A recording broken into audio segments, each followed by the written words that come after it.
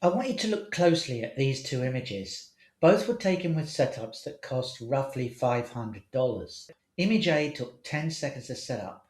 Image B took me a couple of years to master. But here is the brutal question. Is the struggle worth the difference? Hi, I'm Carl Pereira, and this is Astroimagery. Today we are settling one of the biggest fights in astrophotography. In the red corner, the Smart Scope, C-Star S50, or the Dwarf, the robot that promises to replace us. In the blue corner, the budget rig, such as the Celestron 130 SLT or something else similar, the old school champion.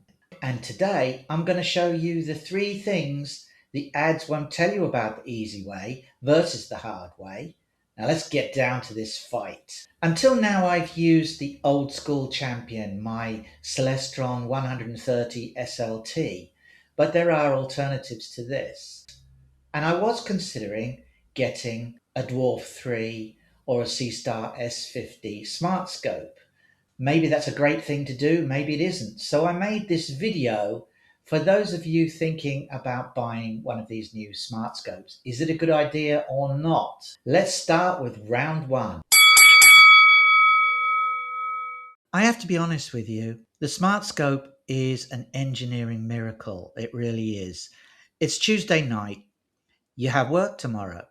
Do you really want to haul 30 pounds of gear outside, polar align, and freeze for 3 hours? No. With the smart scope, you put it down wherever's convenient, press the button, and go back inside to watch Netflix while the image stacks on your iPad.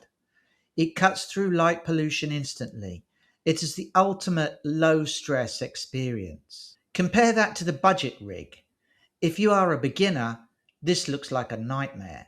Cables, counterweights, balance. If you kick the tripod, your night is over. If your goal is zero stress, then the robot wins clearly. Before I show you the brutal difference in image quality, I want to take a poll. If you had $500 in your pocket right now, would you buy the robot or the rig? Pause the video and comment robot or rig below. I want to see if confidence wins over control. Okay, here we go with round two. But convenience comes at a cost, a terrible cost. Smart Scope marketing wants you to believe that unless you buy their robot, you are stuck in the dark ages manually hunting for stars. That's not altogether true. This is my rig. It's not a Smart Scope, but look at this. I click plate solve.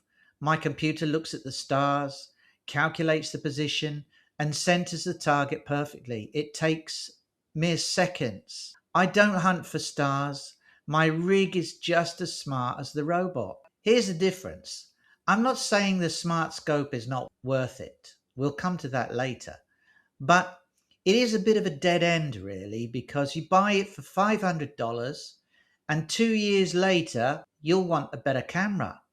Well, you can't get one. You can't replace the camera in a smart telescope. You want a bigger telescope? You can't upgrade.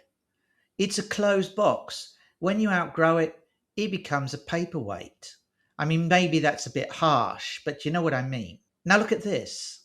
I started with this 130 SLT tube on a cheap mount. When I got better, I didn't throw the telescope away. I upgraded the mount to this EQ Gem 26.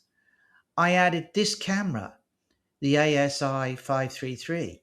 Every dollar you spend on a budget rig is a Lego brick in your future pro rig. Nothing is wasted.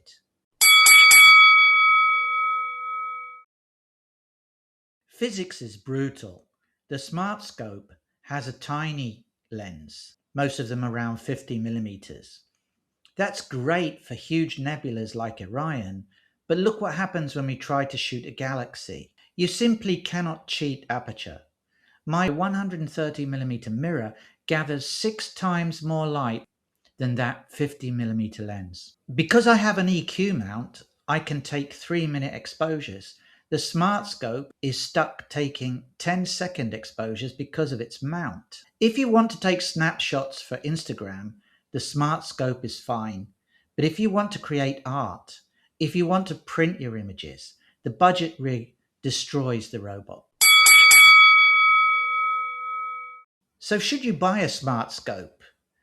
Yes, if you want a travel toy to show your friends the moon at a barbecue, it's the ultimate gateway drug to astronomy. It gets you addicted, and it can be great for beginners, there's no doubt about that. But if you want to be a creator, if you want to learn the sky, do not buy the robot. Instead, look for a Skywatcher Heritage 150p or a used Celestron 130 SLT.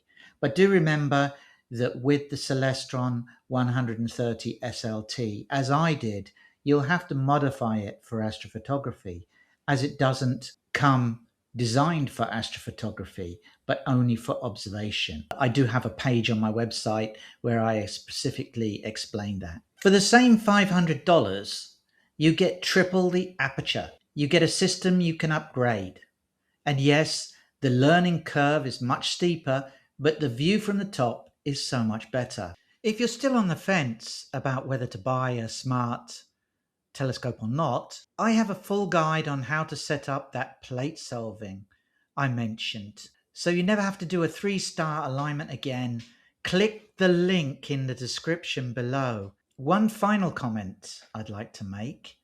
I think that beginners or those that wish to have a quick and trouble-free experience of capturing the night skies will benefit greatly from buying a smart scope. If you're not prepared to learn the ins and outs of all things astrophotography and hate the idea of spending hours outside in the cold fiddling with your equipment, then these incredible machines are for you. Whatever you decide though, check out the links below to some high quality, smart and budget scopes, which will earn a small commission for me at no cost to you. This helps support the channel so I can make more helpful videos for you. Clear skies, and I'll see you in the next one.